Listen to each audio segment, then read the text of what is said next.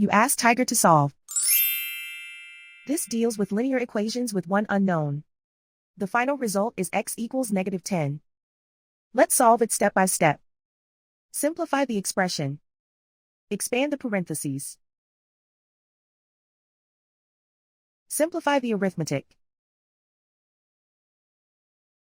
Group all constants on the right side of the equation. Subtract 28 from both sides. Simplify the arithmetic.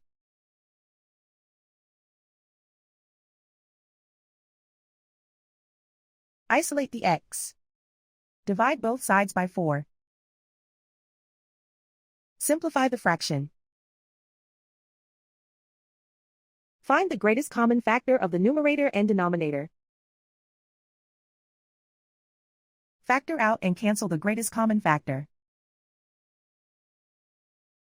And so the final result is x equals -10.